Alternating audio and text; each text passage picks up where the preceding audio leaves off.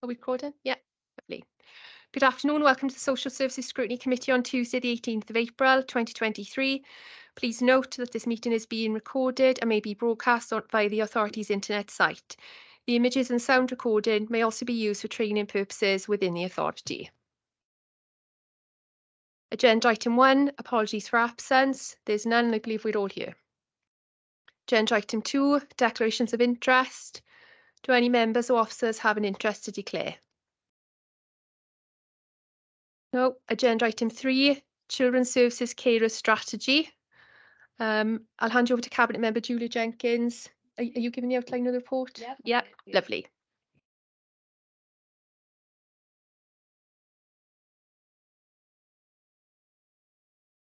Okay. It's the Children's Services Carer Strategy Summary Report. The report outlines the activities undertaken in the support of young carers within children's services. It outlines our objectives and intended activities moving forward and the links to the Regional Carers Strategy. The purpose of the report is for Scrutiny Committee is asked to receive this report and to raise questions and challenge leading to improvement. Thank you. Thank you, Julia. Lisa, am I handing over to you or Taryn? There we go. Thank you, Taryn. Thank you. So just first of all, thanks to Helen Lang, who's completed this report on behalf of Children's Services. Just to go through some brief outline of background. So the report does outline the remit of young carers and services that are generally offered. We'll note within the report that there is reference to the Cwmtaf Morgannwg steering group that's led by Health, and we have been waiting an extended period of time for that strategy to be reviewed, and that continues to be in progress, which we've highlighted. The report outlines where we were as a service and where we are now in terms of activity. Important to note for today's Scrutiny Committee that we can see that there has been changes in terms of the framework that is undertaken to see how our carers are doing and how support is assisting them in terms of their well-being. When we reflect on last year's stats, we can see that those stats were different in 4.4 in terms of the framework that showed 94% of young carers reported improvements or maintained mental health. That marker has changed this year and is now reported as young carers reporting an improved well-being. Naturally, when we had those figures back, we wanted to do some further work around that as a service to understand the difference in those percentages, because whilst those markers are different, they are very similar in terms of context, and the main difference there is between them being maintained or improved. We are currently only looking at improved links. The report then goes on to share a number of activities that are undertaken by young carers, and they've been very busy this year, as they generally are, particularly with the Young Carers Choir, which we're incredibly proud of in Merthyr. You'll also notice that this year we've looked to launch our Young Carers card, and we've got feedback within the report from our young carers in terms of how having a Young Carers card has supported them. And there is a plan to progress that Young Carers card to wider circulation and wider benefits over the next year. We then conclude the report by sharing where we would want to be and what we feel are the next activities that need to be undertaken by the service to continue to support our young carers. Thank you, Taryn. Opening up for questions then, please. Councillor Clive Tubby? Yeah, I was wondering, Bernardo's have been on the council some years now. They seem to turn up at a lot of places. What's the relationship with Bernardo's and the council? How many different contracts do they have, or is it just the young carers? So I believe across Children's Services, Bernardo's hold 3 contracts. So that would be in respect of our team around the family, in terms of our Better Futures service, which is to support children who have been victims or perpetrators of sexual abuse. And it supports us in terms of our young carers, but all of them go onto our commissioning framework when that tender comes up for renewal every 3 years, and then they apply with other agencies. So we see what is the best value for money and what is the best service delivery for whatever service we're commissioning out for. Oh, that's what I was getting to. They're put out to tender, these contracts, are they? Yes. Oh, that's good then. Oh, and it's more economical than running the service in-house, I suppose. Yeah. Well, it's a good service anyway. So in Yes. terms of this contract, what's probably important to highlight is that there is significant grant funding that Barnardo's attract that supports some of our young carers delivery that's non-statutory based. So we do frequently do cost benefit activities about whether that would be more helpful to be in-house or external. But in this case, it's felt better that that is externally commissioned. Oh, thanks very much, Tam. Thank you, Councillor Tubby. Councillor Claire Jones. 4.1, we talk about a noble referral system. How easy is the referral process for a young carer? So in terms of the referral process for a young carer, that sits underneath our early help hub. So the early help referral is completed, and then when that is screened then by a decision maker, they would signpost that out to the young carer service. Equally, schools can do direct referrals into the young carer service, as can parents, as can children themselves. So it is readily available. We'll take those referrals in written form via email, or somebody can phone that referral through to us. I'm going to jump to my next question as well. What is the age of referral? Because as you very well know, a young carer, they can be quite young. So I'm just wondering, are we looking at the primary age as well? Or is it just, is there a certain age group for the young carers? So generally, to access a young carer service, we would be looking at young people at the age of 10 or over. However, if there was a caring need identified for a child younger than 10 years of age, then we would look at that via a statutory assessment within our intake and assessment team. And lots of the activities that are done by the young carer service potentially wouldn't meet a younger child's needs, but we would look at how we meet that with a more bespoke package of support. Thank you. On 4.2, I think I've got a bit confused with this question. I've got to say, because it was 130 young carers engaged with the young carer service, 36 new young carers. So the 36 are included in the 130. Yes. Right. A further 261 support plans were reviewed. So what is the grand total then? Because you've gone from 130 and then there's 261. So I just feel as if I've got a bit lost along the way, sorry. Yeah, so there's 130 young people last year were supported by the young carer service. There was 36 new young carers, but that is included in the 130 number. In terms of the support plans that are reviewed, the support plans are reviewed at a maximum of 6 months. So every young carer annually would have at least 2 reviews. However, if there is a significant change in circumstances or needs dictate that it would be appropriate to hold those meetings at closer intervals, then that's why disproportionately we would look at there being a higher level of reviews. I appreciate that, the explanation, it makes sense now. Can I go to, sorry, 5.5, you've mentioned the groups. Could we visit some of the groups?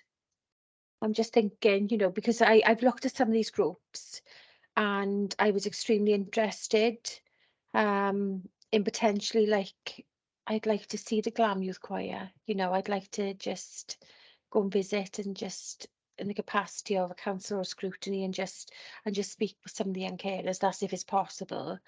I would appreciate that. It's, you know, and the MTBWIF, I'd like to attend that as well if possible. If we were able to, as scrutiny, to attend that, I would be really interested and appreciated. One more, I think it's one more for me as far as this concerned. The ID card, absolutely wonderful, and I think it's brilliant that a young carer can highlight that they have got a card and that an individual will understand what the card is. I was wondering, it's interesting when you said that within the next year there's going to be hopefully a progress in there. I was wondering, you know, have we contacted local businesses to see where the young carers, because it would be really nice if they went to McDonald's and flashed their little card and they could have like 10% off or whatever. So I'm just wondering, have we utilised local businesses to see whether that a young carer could utilise it for a bit of a discount? Yeah, so we've contacted a number of local businesses to see if that can be utilised by young carers for a discount or to support with a different kind of service to meet their needs as part of that. There are some local businesses that have been uptaken as part of that. We're also going to relevant business forums in Merthyr just to advertise the young carers cards. I think these things can have quite the snowball effect that once you have a number of businesses on board, that can really expand, and that's what we'll be looking to do over the next year. Yeah, because you know sometimes they do like the adult carer sessions where you have the college coming in and they have the hair and the nails and things like that. Is that open then to the young carers as well, or is that only for the older So- carers? What generally happens is that there can be young carers funding or carer in general funding that becomes available, and then that can be proportionately shared between adult carers and young carers. But generally we consult with our young carers to see what they would like their money spent on and what's the most meaningful thing to them. Generally they like to have daily respite. Lots of our young carers don't like to have respite where they will go away for a weekend, but they like to go to Alton Towers or to Swansea and such for the day. So we make sure that we've got real active participation. So when monies do become available, we can do that with what our young carers' preferred choices. Oh, lovely. Well, thank you very much for that. And please thank Helen for the report as well. Thank you. Thank you, Chair. Thank you, Councillor Jones. I've got Councillor Gareth Richards next. Thank you, Chair.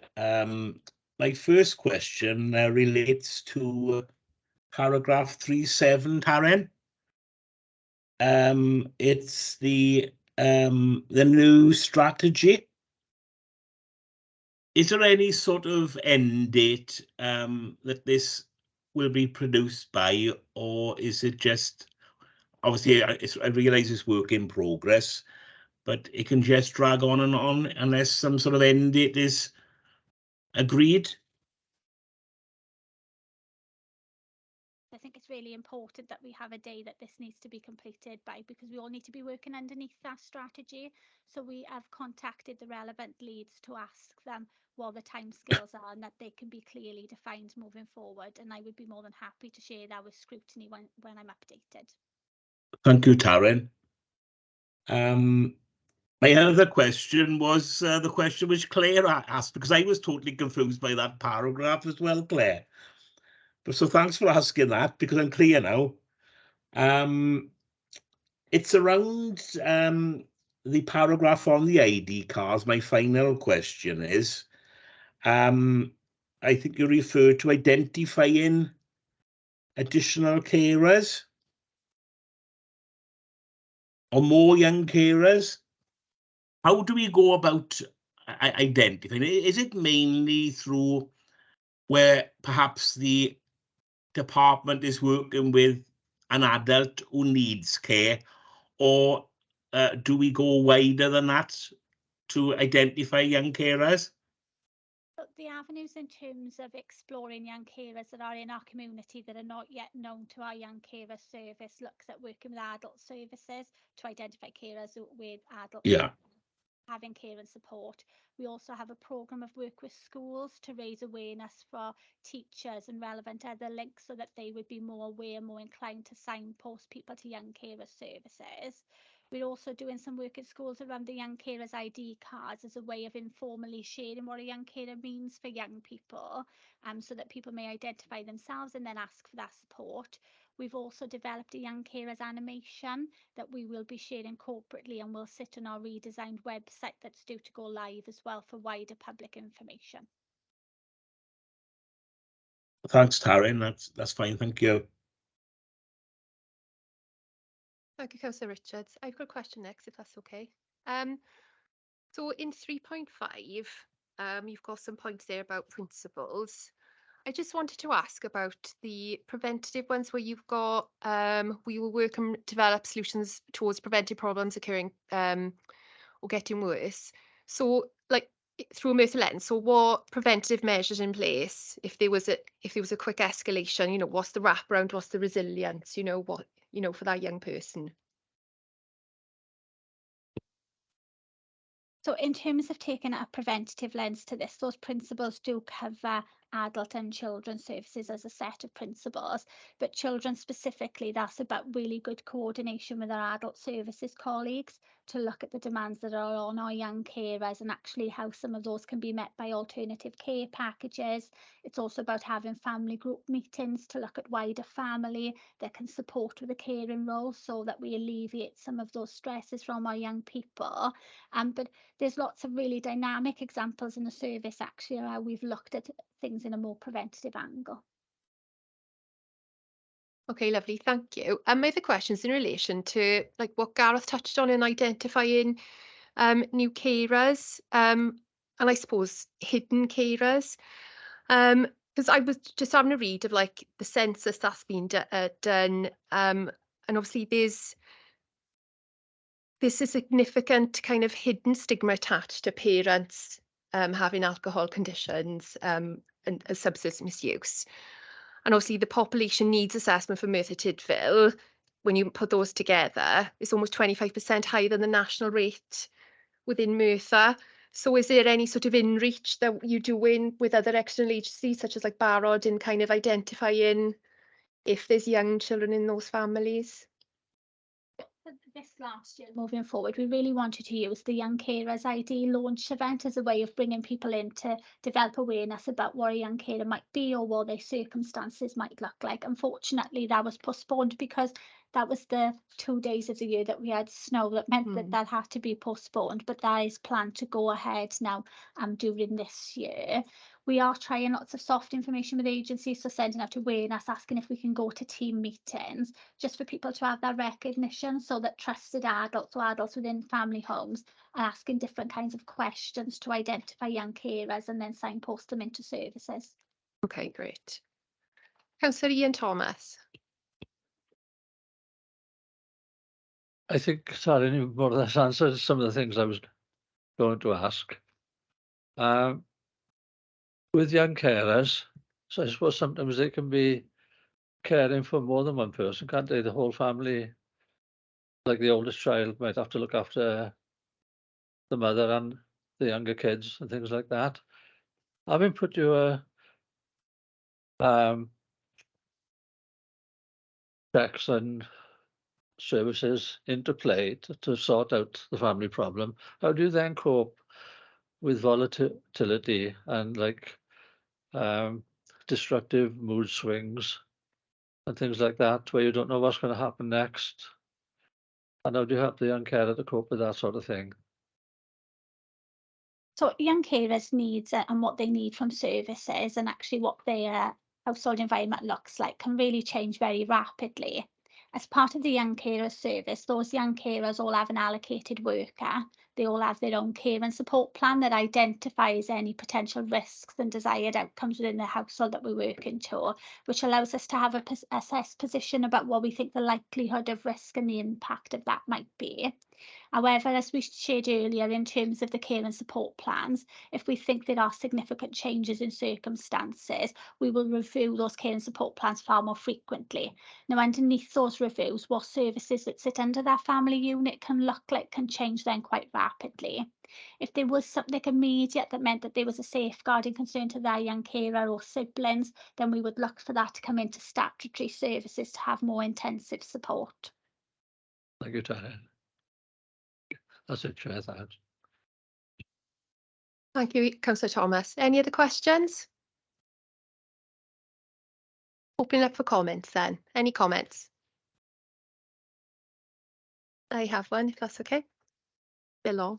So I think it's really important to reflect the barriers that young carers come across and the impact that has on their lives.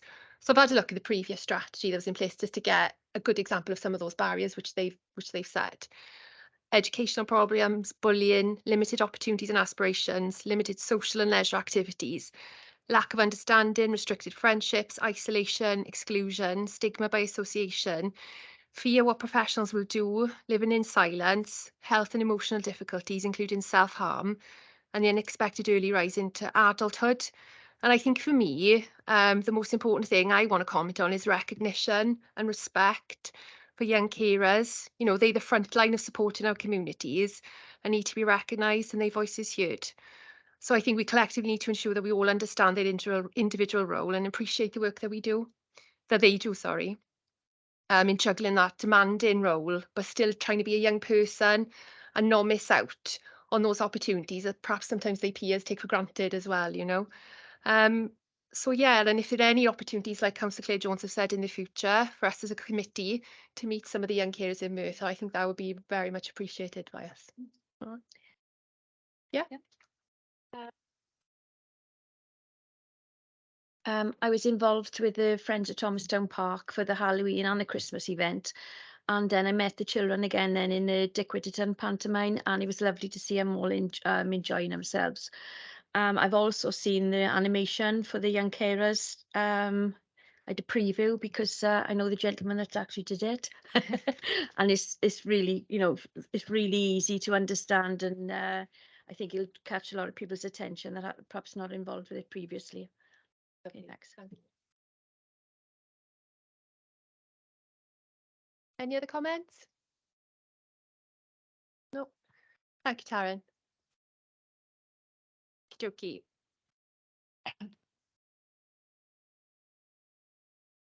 Right, agenda item 4, Adult Services Carer Strategy. Julia, are you introducing this? Yeah. It's the Adult Services Carer Strategy Summary Report. The report outlines the activities undertaken in support for carers with adult services. It outlines their objectives and intended activities moving forward and the links to the Regional Carer Strategy. The purpose of the report is the Scrutiny Committee is asked to receive this report and to raise questions and challenge leading to improvement. Thank you. Thank you, Councillor Jenkins. Angela, you'll be taking us through the rest of the report? thanks. Okay, thanks very much. If you look at the two reports, you will find the first sections very similar to the children's sections. If you move to 3.5, you will see that we share the same principles across all carers groups for adults and children, and those have been agreed on a regional basis. Where we were in 2023, the partners within the region looked at working with stakeholders, and the key areas of work that were undertaken highlighted in section 4.2. And in 4.3, you can see that we've worked with partners such as Mind and the STAR project for carers, Voluntary Action Merthyr College, and we've also secured funding for Citizens Advice Bureau to create camp for carers within the Merthyr area. Where we are now, hang on, my report has gone quicker than it should have. Don't mind do so. We've been working to provide support in an alternative way, such as direct payments, to provide sitting.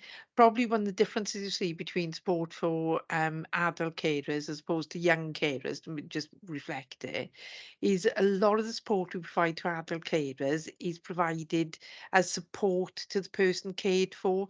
And Taryn referenced earlier on is the, you know, how much support is provided by adult support services to people to enable to free up the young carer. That's very similar in adults as well. But one of the things you see a lot of in adult services, such as respite, they're all recorded on the needs of the individual that they are supporting, as opposed to recorded and reported on the adult section, no, the adult carers support. Where we are now, been working to provide the alternative way, we recognise the need to support carers in order for them to develop and evaluate new services. And the following are now in place. Carers officers have been undertaking co-production with carers to understand what the needs of adult carers are within Merthyr Tydfil. They've established a social media group trying to sort of get access to carers who quite often sort of confined to the properties, and in order to provide information to a wider range of people. We've acquired funding for carers to access short breaks away from the caring role, but that's in a way that enables either the person to take the person they care for with them as part of that break, or to provide breaks from the caring role by us providing that replacement care and support for that individual to give them a break. We reviewed the current carers assessments to identify what needs to change for it to be more user and carer friendly. We reviewed and developed the regional carer strategy that is reviewed on an annual basis to make sure that we're on the right track. Developed a local care strategy for Merthyr Tydfil carers, and we worked with our WCCS team to identify how many carers have had carers assessments undertaken, and continue to work on promoting the carers assessments. Where we would like to be, our vision for the local authority for how we support carers is overarching by both adult and young carers, and again you'd see a replica of what was presented for children's services and how we'd want to support them going forward. What we need to do next to support this, we would continue to engage with carers, to re-tender our carers support contracts to meet the needs of carers, which will co-produce the new requirements, increase the number of face-to-face groups for unpaid carers. Over the pandemic, we saw a lot of those face-to-face and support networks fall away, understandably, and it's taken a considerable amount of time now to rebuild that network of informal carers. We want to identify and promote carers within the local authority and recognising their contribution.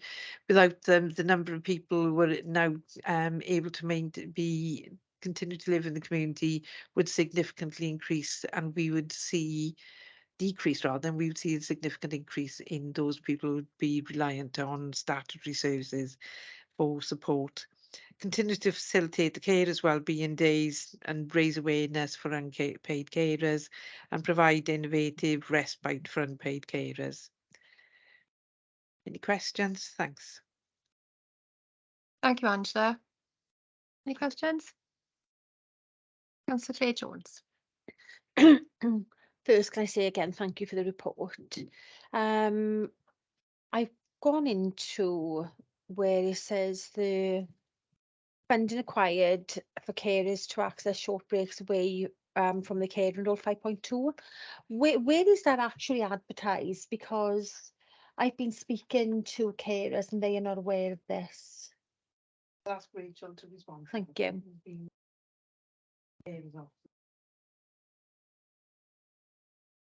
The funding was allocated via the COMTAF LHB, and it was actually put out to social workers to refer in carers they thought needed that short break the most. Because we didn't have that much funding allocated this year, we decided that it'd be best for the social workers to decide who needed a break the most. Okay, so going forward on that question, have you approached, like I know the Mothers Union in St David's Church, they have a caravan and you can nominate people to stay in that caravan.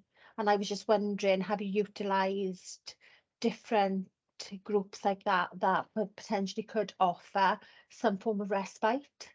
Or are you not aware of the groups? Sorry. I haven't actually approached that group myself, but we have utilised things previously with Trinity. Trinity have 2 caravans that have disability access within Porthcawl, and we did access that for our carers. I think it was last year that we had about 7 carers go down and access that breakaway. And they actually provided cared for as well, so it was quite nice that they could have that breakaway and not worry about caring for their loved one as well. Oh, great. On 7.1, raising awareness for unpaid carers, I welcome that, but I'm quite interested in how that's going to look, please. I think with carers, sometimes they don't realise that their role is actually a carer. They just think it's their job to do that for the person that they care for. We've put a number of things across social media, publicising "Are you a carer?" and just sort of underpinned by the things that what could look like a carer if you do this and if you do that. We trying to sort of get that message out to sort of doctors, surgeries as well, telling carers to make sure that they let their doctors know, and then the doctors are sort of filtering down to us for us to be able to put them on our database. And we're just trying to get as much out there as we can of "Are you a carer?" Because, like I say, people don't actually realise they are a carer. They just think it's their responsibility as the person. Are you aware then, with you saying that about doctor surgeries and hospitals, you know, they have the TVs. Are you aware that you're able to contact normally the comms team for that trust to see whether you can have a space on there which would say, "Are you a carer?" Yeah, we've got links with our worker within the GP surgeries is Ceris via the local health board, and I think she was discussing in lines with the advertising via GP surgeries around South Wales wide. Okay. Again, I'd like to say that if there are any groups that we are able to attend, then I would be more than willing to attend and speak with carers as well. That would be much appreciated. Thank you. Thank you for answering. Thank you. Thank you, Councillor Jones. Any other questions? Okay. I've got some, if that's okay. We turn that mic off. It's not going on. There we are, it's gone off. Lovely. I wanted to ask about carers cards. Obviously, we've mentioned them for children. Is there a possibility for adult carers with those any additional benefits? Please. We have consulted with carers over the last 2 years in respect of would they find carers cards beneficial. I think they came back to us stating that they would be beneficial for them to be able to show sort of GP surgeries and things like that. But with young carers, I think they find them more substantial because of sort of school and things like that, whereby they're able to just show them a school and not have to repeat the same story over and over to be able, because sometimes they find there's some sort of stigma attached to that. By all means, we can sort of look into getting cards for carers. I know there was funding available for young carers to be able to access those badges. So maybe we could look at sort of funding adult carers as well to have those badges, cards. Lovely, thank you. Councillor Gareth Richards. Thank you, Chair. It's a similar question for Angela that I asked Taryn. It's with regards to the work in progress on the strategy year, Angela. Mentioned in paragraph 3.4. Obviously, it's involving perhaps more wider parties than the other plan, but is there any end date for that one that includes Bridgend? I think Bridgend has been brought into the partnership, Councillor Richards. In the first year, he was trying to bring some of the pieces of work together in the new Cwmtach Morgannwg region.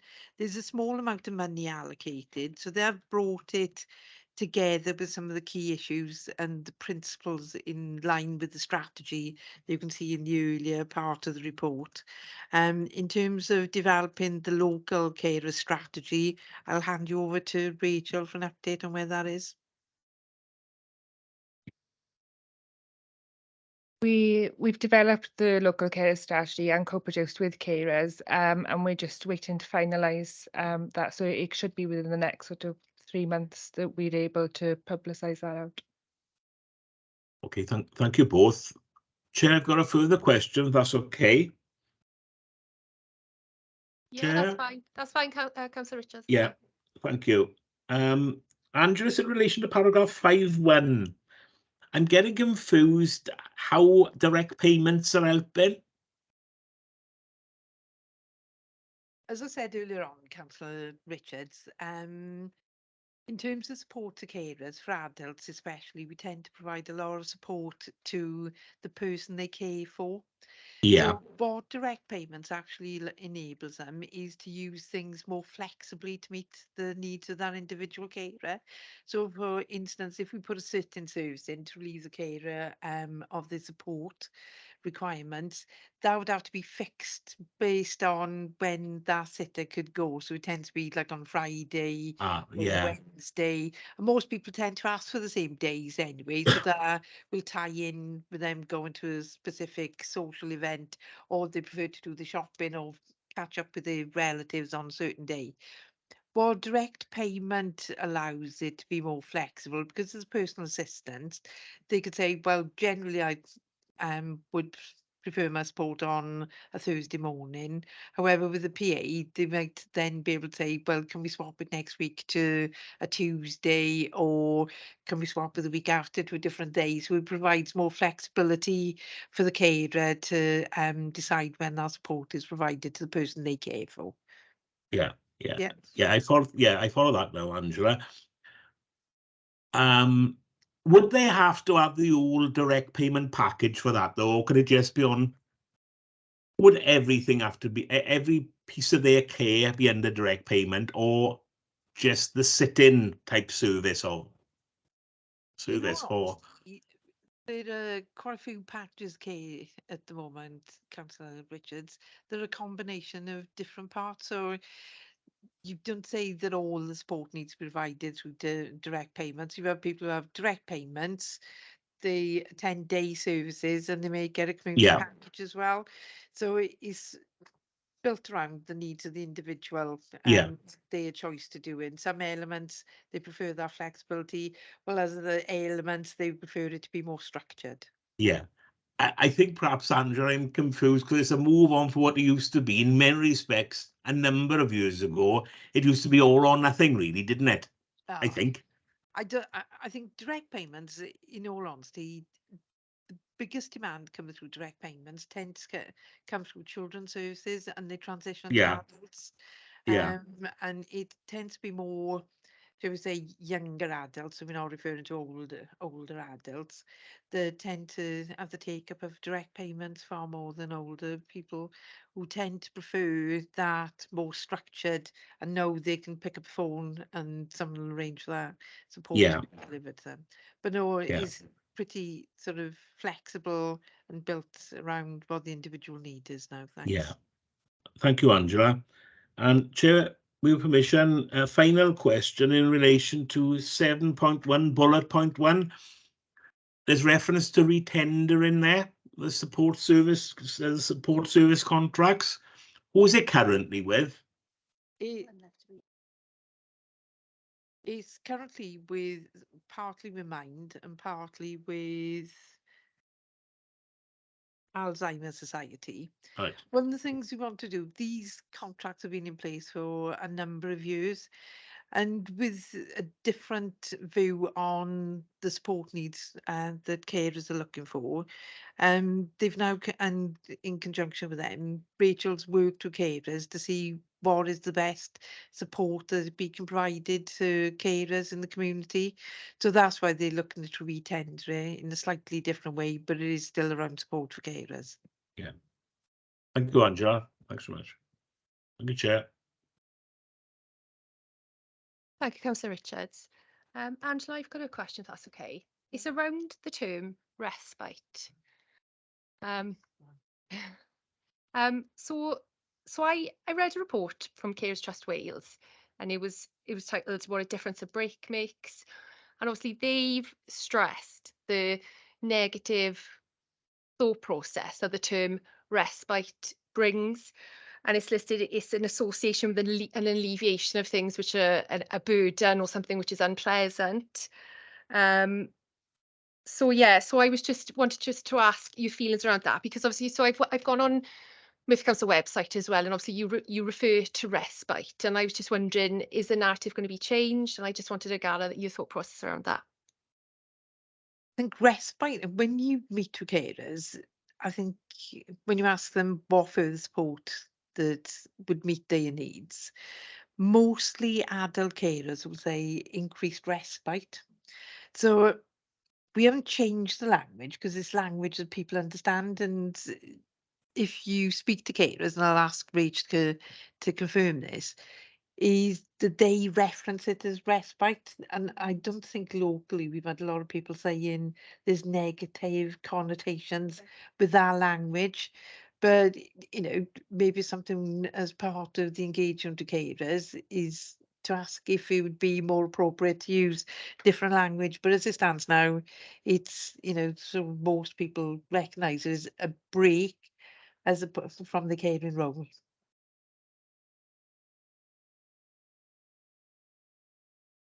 Thank you, Angela. Councillor Ian Thomas? Okay. On the question of respite, Angela, who is the main recipient of the respite? Is it the person who's ill that's taken her into like a care home for a while? Or do you send the actual carer away for a little holiday or something?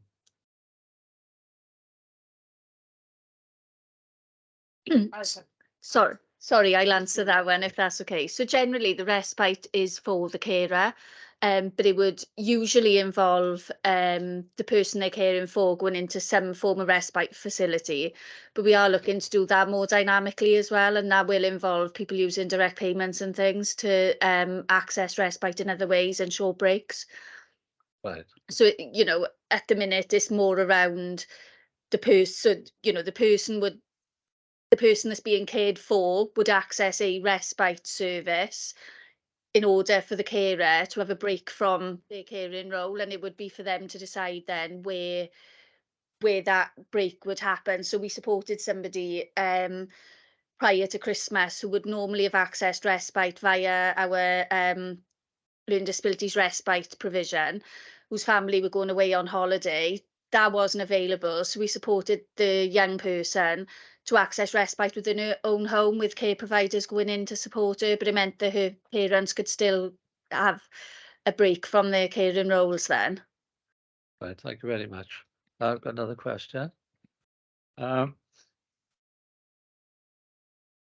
there many people outside the system altogether who don't want to be identified as either a carer or a person who receives care? I think there's lots of people who would identify within those brackets, and that's why I feel we need to raise awareness, isn't it? It's about getting the message out there to people that it's not a stigma, it's not something to be ashamed of, and there's things we can do to support and help people, because as Angela said, part of our role in raising awareness for unpaid carers is that it supports people to remain within their local communities and remain within their family homes or within that caring environment without people coming into statutory services.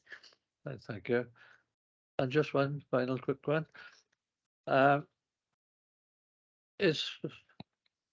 don't know how relevant this is really, but it's in relation to 4.4, where you talk about all the work goes on between the council and Mind and VAMP and Merthyr College and CAB. Does the authority support these organisations financially?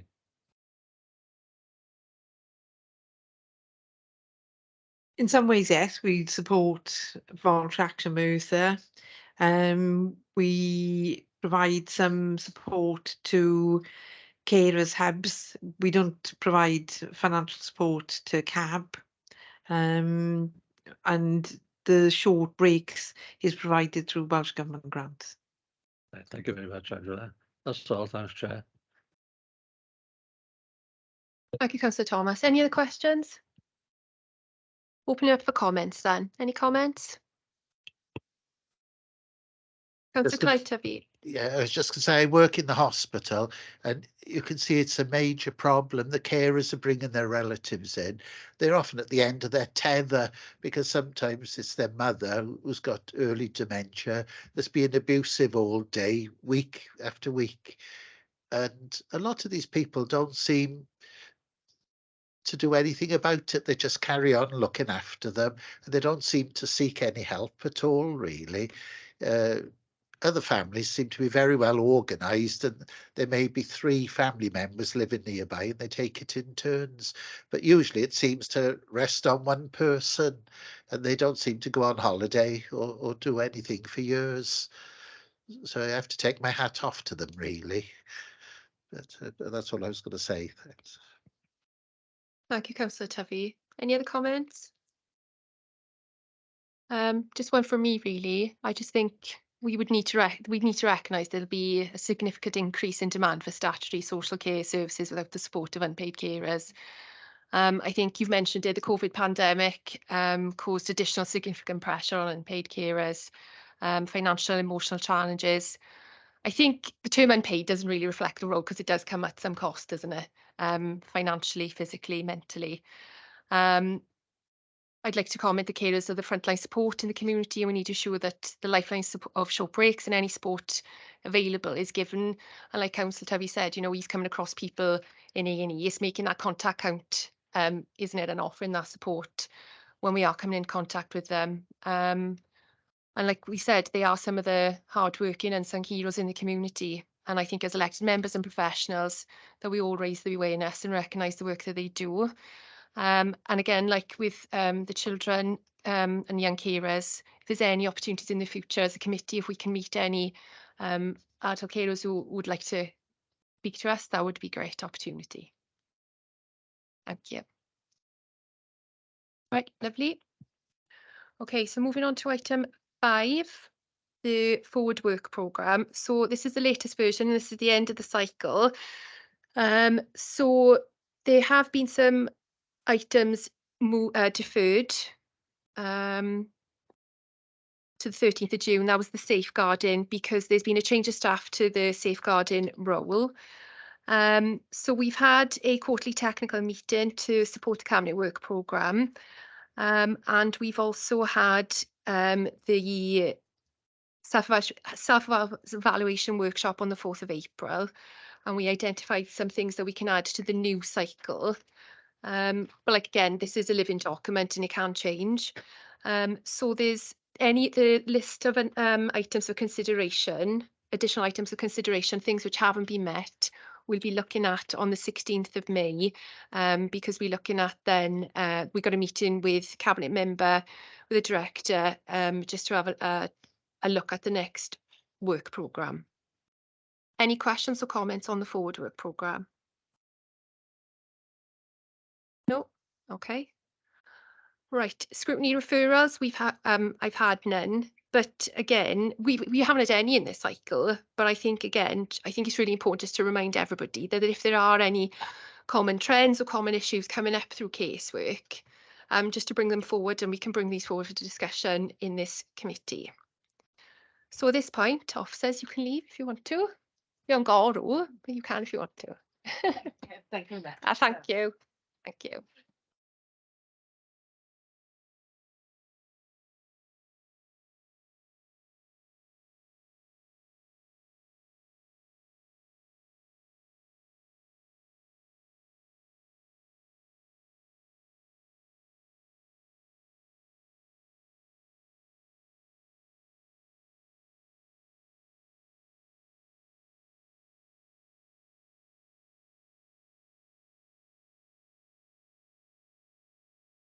Okay, item number 7, report recommendations. So the recommendation for item 3, the Children's Service Strategy. So that was Scrutiny's committee to ask to receive this report and raise questions and challenge leading to improvement. And it's the same recommendation for the adult service care strategy. Like I said, there's no need for an official vote or anything or show of hands, but are we happy that we've met the recommendations of those reports? Yeah? Okay. Rightio. Bear with me. Right, item 8, feedback on scrutiny activities. So since the last meeting, so there was the opening of the Campus Community Hub on the 22nd of March. So that was the official opening. I attended, Councillor Declan Salmon attended in his capacity as mayor. But then I went along to the open day on the 23rd of March. I'm not sure if MD else had the chance to go to the open day on the 23rd of March.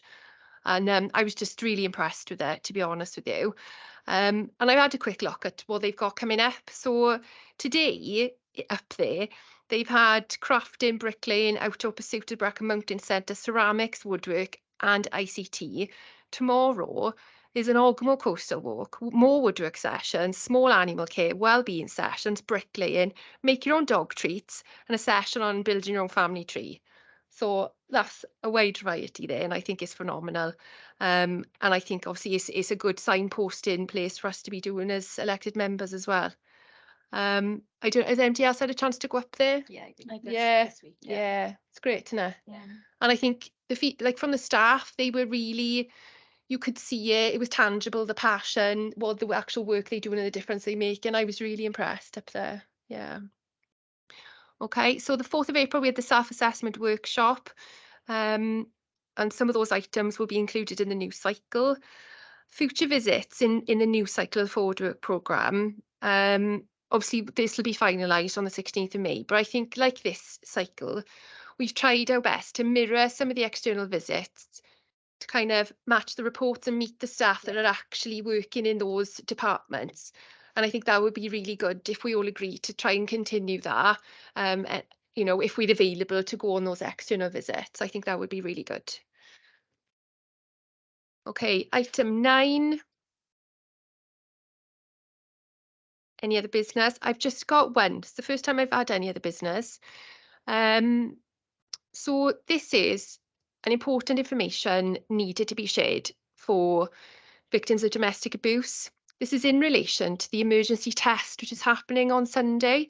So on Sunday, the 23rd of April at 3 p.m, the government will be sending an emergency test to all phones and tablets in the UK. Please note that the information provided by the government is that they do not need to know your number or location, so all numbers and devices will be sent to these alerts. The test will be a siren-like emergency warning message in Welsh and English. The emergency test could reveal a secret or secondary phone and place victims of domestic abuse at risk. Please ensure any emergency or hidden phones are on airplane mode or switched off. And there is further information in relation to the emergency test at gov.uk/alert. And there are support organisations in Merthyr if you're a bit unsure, like this Safer Merthyr, the domestic abuse team. If you wanted to have a chat about that, and they can support you yourself or people that you're working with in making sure that any sort of secondary phone remains covert and that emergency test doesn't place victims at greater risk. So that was my any other business. So our next meeting will be the 13th of June, where the new cycle begins. And I just want to thank everybody, including officers and elected members, for their contribution towards this cycle. And meeting officially closed. Thank you. Thank you. Thank you, Gareth.